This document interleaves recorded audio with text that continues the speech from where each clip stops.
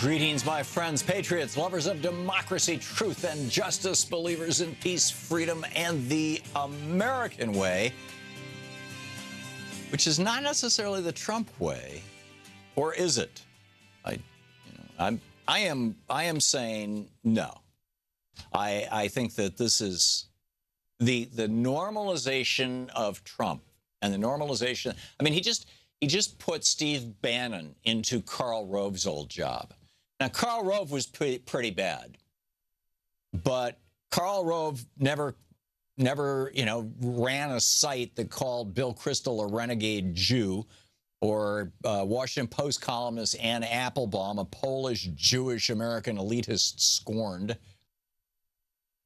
Steve Bannon's ex-wife testified in court that he said he doesn't like Jews and didn't want his children to go to school with Jews. I mean, this is now the guy who is telling the president what to do. I wrote a piece about this on Alternet this morning. You can see it over there. It's titled "The Big Trump Media Story: Bannon and a Crew of Dangerous Propagandists Are in the Cockpit of National Power." And it is exactly what is happening.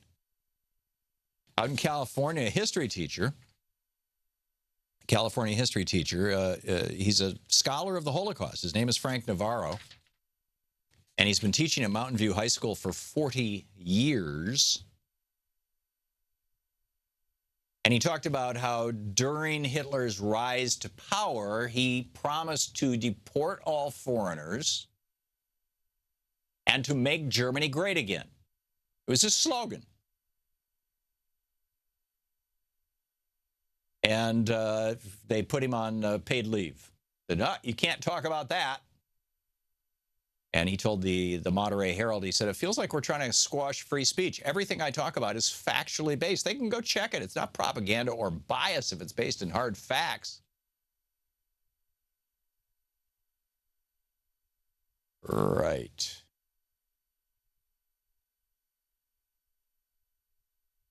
The principal called Mr. Navarro's leave a timeout, while Mr. Harding told the San Francisco Chronicle the Mountain View High School administrators have finished researching facts on Mr. Navarro soon.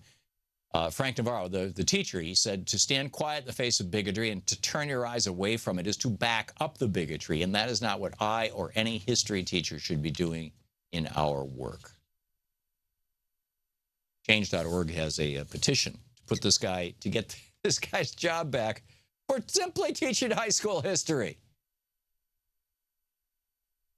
Meanwhile, the media is doing everything it can to normalize Trump and Bannon and company. Oh, it's just, he's just a, but even Paul Krugman. Is a Trump slump coming? He says, don't be surprised if economic growth actually accelerates for a couple of years. He's basically making the argument that I made last week, which is Trump is going to do the exact same thing that Ronald Reagan did. He's going to give mouth service to small government. He's going to slash social programs. He's going to cut taxes on the rich. And he's going to increase government spending significantly. Now, Reagan did it on Star Wars, $3 trillion. And growing. Trump says he's going to do it on infrastructure. Now that's, Bernie and others have said, well, if he does that and does it in a responsible way, we might go along with it. I'm not, and yes, it would stimulate the economy over the short term.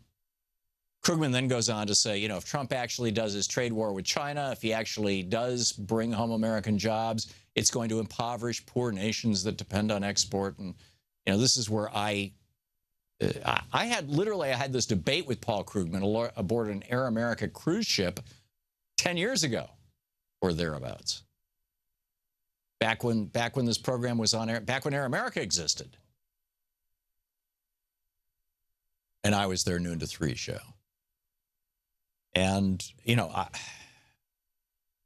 I'd love to see Trump blow up the trade deals.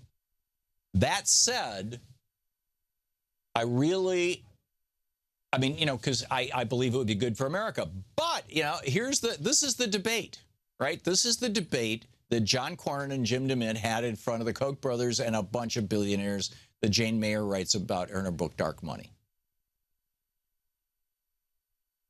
Do Democrats facilitate successes in the Trump administration, knowing that those successes are going to legitimize Trump, are going to strengthen the Republican Party, and our base? This is the bizarre thing that, anti-trade, being opposed to these so-called free trade deals. This is a big D party, Democratic Party position, and has been since Nixon. People say, oh, but Bill Clinton signed NAFTA. Yeah, and he promoted it, but, and Barack Obama promoted TPP. They're the outliers. The Democratic Party has historically totally opposed every single one of these trade deals. Every single trade deal that went through Congress was the majority of the Democrats in the House, the majority of Democrats in the Senate opposed them. The majority of Republicans supported them. But back to my original point is, do we as John Cornyn suggested, the Republicans should do with Barack Obama and President Obama, and this was back in the spring of 2009. Do we go along with him on those things we agree with, like trade, like infrastructure? Or do we oppose him on everything so that at the end of 4 years, the American people are still really PO'd and they're going to want change, and then the next version of Bernie Sanders comes along, say Elizabeth Warren, maybe even Bernie himself. I'm frankly doubtful of that, but at that point he'll be 78 years old. I don't see it happening, but who knows? The guys like the Energizer Bunny. So what do we do? I think blocking and obstructing everything. Take a page out of the Republican playbook. Don't give him a successful presidency. He's an illegitimate president. He did not win the majority of votes. George W. Bush was an illegitimate president. He did not win the majority of votes. And Democrats decided, well, we can go along with him on some things.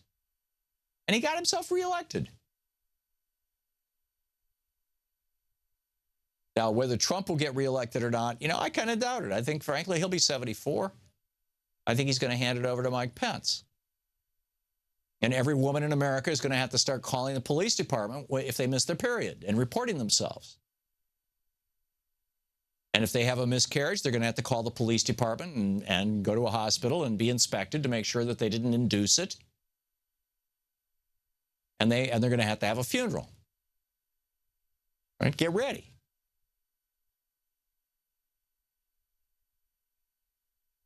So, anyhow, where do we go with this? What do we do with this? I've got a bunch of stuff to share with you. There is a whole bunch of stories here. I want to talk about political activism. How do you do it? How do you make it happen? Steve Bannon in 2014, this is Judd Legume, described himself as a Leninist. He said, Lenin wanted to destroy the state, and that's my goal, too. Right. We'll be back. This is the Thom Hartmann Program. I am not normalizing Trump or Bannon, and I am not referring to Trump as President Trump. Remember when Rush Limbaugh, when I'll tell you after the break.